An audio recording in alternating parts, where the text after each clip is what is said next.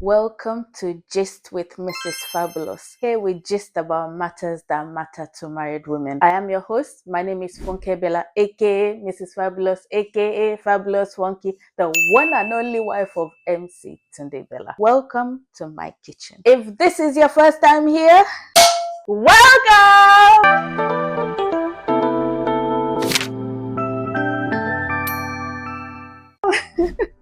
And if you're a returning subscriber, a returning friend, a returning sister, bro, thank you so much. Thank you for coming back. If this is your first time here, please do well to subscribe to this channel. We upload tutorials, gist, conversations that matter to. Currently we're on the married women flow. Don't know where God will lead us next, but currently we're uploading content relating to matters that matter to married women. So if that's the kind of thing that floats your boat, hit that subscribe button.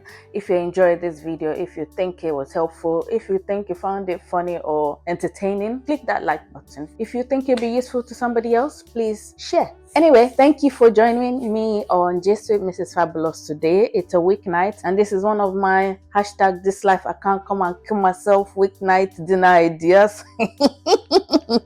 Tonight I'm gonna be making dundu and dodo with sauce. Dundu is fried yam, dodo is fried plantain, and I'm gonna be using this to make my sauce. So this is yam for those that don't know. And then this is my plantain, ripe plantain, and you can cut it into any shape or size that you please. It really doesn't matter. And for my sauce, I have peppers, long red pepper, because that's the one that I found first in the freezer. Long red peppers and onion, scotch bonnet is a must. A tin of chopped tomatoes, because I couldn't be bothered to dig the freezer deep enough to find fresh tomatoes, because this life you can't kill yourself.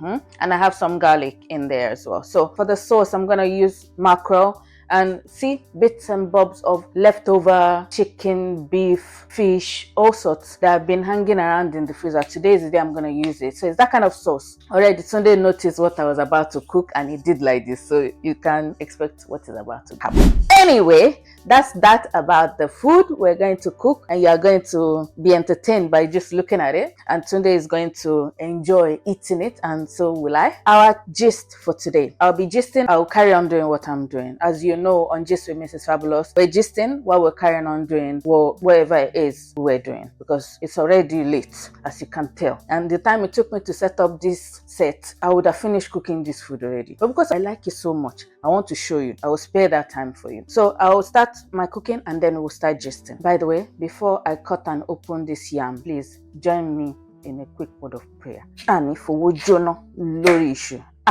Praise the Lord. Look at that. Nice and clean. It looks like this yam is going to be okay.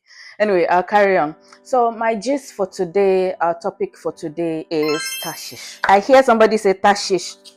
What has Tarshish got to do with being a married woman? Sis, okay, so you remember the story of Jonah, right? Story of Jonah in the Bible. Jonah was sent on a mission, and Jonah, instead of going where he was asked to go, Jonah boarded a ship that was going to Tarshish. Here's where the word Tarshish came from. So Tarshish, in this context, is the destination that nobody sent you. Tarshish is, even though you heard clearly what you're supposed to be doing, but you still choose to go another way. Tarshish is when you received the word very clearly, maybe through someone or by yourself, you heard it, you saw it, and you still have excuses for why you can't do it, or why it's not possible, or why you can't afford to go down that route. Anyway, by the way, this is the shape I'm gonna cut my yam into. This is my default yam shape. I don't know why, but that's my default yam shape. Anyway, Tarshish is the destination opposite to where you're supposed to be going. So ladies, in our relationships with our husbands, in our relationship with our children, where is Tarshish? Are you on your way to Tarshish, or you're already in Tarshish? Hey, I laughed the laugh of a white man. Sis, identify in case you have reached Tarshish already. So they will throw you into the sea and the fish will swallow you. Please, reverse back, bada saying. What does I say? Reverse. The summary of that is Don't be disobedient. Do exactly what you're supposed to do concerning your husband, concerning your children, concerning yourself, concerning your career, concerning your ministry, concerning any aspect of your life. Oh, it's easy for us to find an excuse why we can't do it. You just don't have time. I'll give you an example. When Gist with Mrs. Fabulous was supposed to start, I shared a bit of this with my Super Okay Mom sisters, and during the Super Okay Mom retreat. By the way, if you don't know about Super Okay Mom is a community of Christian women, like high flying, spiritual, forward thinking, focus driven community women generally that don't bicker, that don't gossip, that just want to help each other build each other up. Yeah, this is Super Okay Mom. So Super Okay Mom had a retreat in November. They normally have a retreat in November and March. Last November retreat, I shared with the sisters how I struggled with when Just with Mrs. Fabulous was supposed to start, when I clearly heard what I was supposed to be doing with this situation. And for whatever reason, I think it was the devil in the end pushing me to Tarshish. I was driving myself to Tarshish. I was nearly in Tarshish. Thank God for God. Thank God for Jesus. If not, maybe we will not be gisting like this tonight. So my gist with you ladies today is just to encourage you that if you're already on your way to Tarshish, meaning you're not doing what you received you're supposed to be doing, or you're already in the wrong place, the opposite direction of where you're supposed to be going, reverse back, but as Yoruba people will say in English, turn right back and face exactly where they sent you, what you've been asked to do. Focus on your family, focus on your husband, focus on that thing that you were told to do for your husband. I feel like I'm talking to somebody. Sherry, I knew it. Devil is a liar. At least it's nearly at the end. Look, I'm not sure.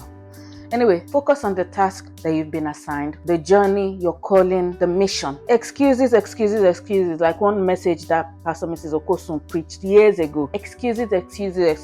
We can give excuse from now till their kingdom come. It doesn't change what God has us to do. If you continue on your journey to Tarshish, whale by inside whale's belly, that's where you end up. Nobody is going to rescue you until the whale will go and vomit you in the place that you are supposed to go in the first place. So let's not go the whale journey. Let's not be on our way to Tarshish and whale will swallow us, and then whale will have to go and vomit us. Imagine the trauma of going through the belly of the whale.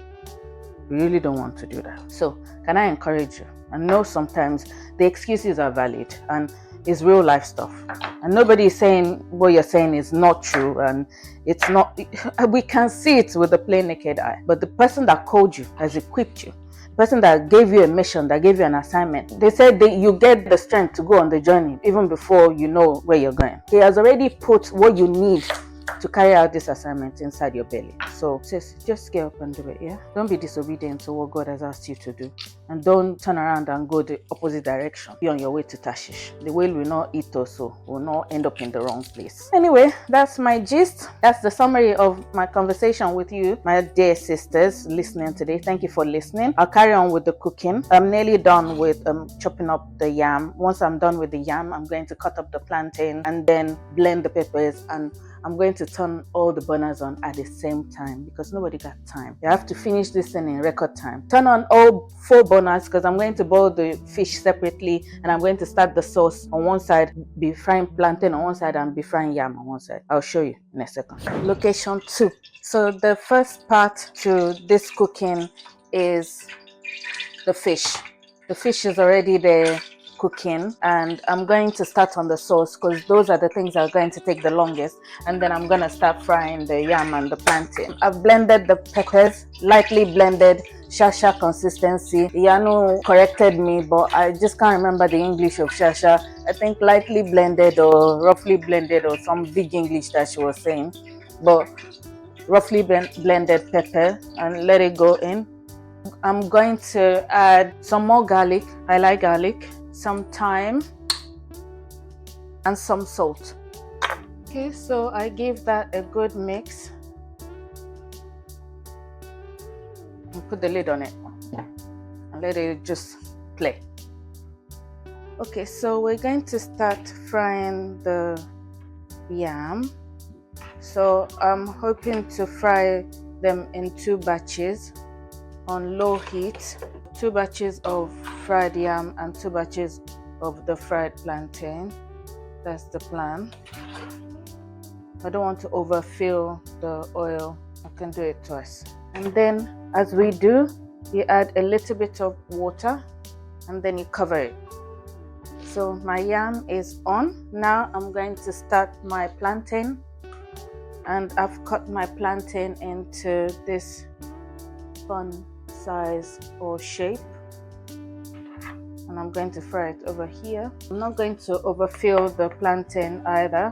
I'm going to fry in 2 batches because this meal should be enough for the 2 of us for tonight and for lunch tomorrow. That's the plan. So I'm gonna, once it's done frying, I'll show you what the sauce looks like. Anyway, the sauce is getting there. We're gonna just leave that to continue to mellow away while we fry. Okay, the first batch of plantain is ready, and I'm going to put it into this paper towel. Golden brown plantain, like my mother would insist. And I'll put the other batch of plantain in. While that is in, we'll have a quick look at the yam. Yam takes time, but it's looking like we're getting there. Next, we'll check on our sauce. I checked on it earlier to check for salt, seasoning, and anything else. So just do whatever you like, whatever you fancy. If you're a seasoning cube type of girl, do that if that works for you. If you're on a low salt diet like we are, do that. Whatever works for you. If you're on a herbs diet, do that. The sauce is at the point where I can add the protein bits, the ones I showed you earlier that came from the freezer. So I'm gonna pour that in. They're all cooked, so they don't need to be in for too long, but because they came from the freezer, I'm gonna let it soak up oil and heat up and all muta, and then I'll add the mackerel. So I'm gonna give it a few minutes for that to muta, and then I'll add the mackerel. So the yam is now ready, or the yams are now ready. I'm going to put that also into this tissue bowl to soak up the excess oil, because I'm not about to block my husband's artery. So you want to fry the yam on lowish heat until it's soft on the inside but slightly firm on the outside. It's a funny way to describe cooked yam. So you want it fluffy inside. Last batch of yam going in. And for those that are wondering, I normally season my yam with sugar and salt. And don't ask, that's how we've always done it since the time of John the Baptist, and that is how we will do it till Jesus returns. A little bit of water again, just a tiny bit, because I put water last time. I don't want to flood it. Back over to check my plantain, and we're getting there.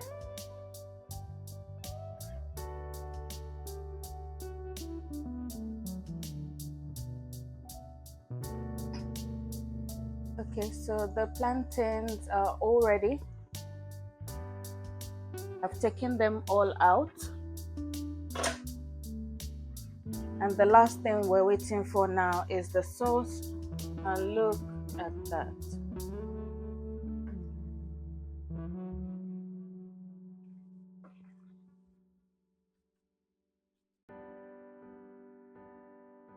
Now I'm going to add the deboned mackerel.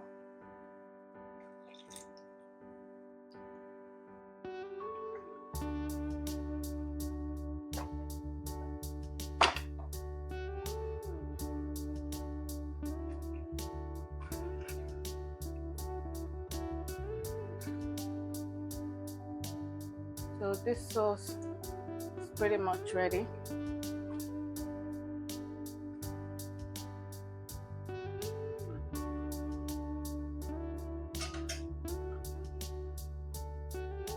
I'm going to turn the heat off and then just wait for the last batch of yam, and we're done, ladies. We're done.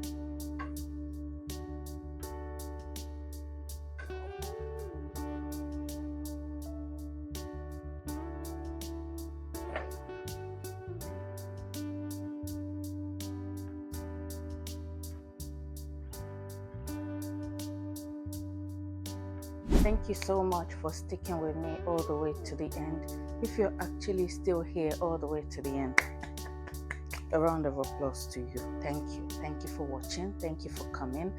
If you haven't subscribed yet, please don't forget to hit that subscribe button. If you enjoyed it, if you enjoyed the cooking and the chat, please click the like button and feel free to share this if it was useful for you. Thank you so much for watching. I'll see you in my next video. Stay blessed and stay fabulous. Bye.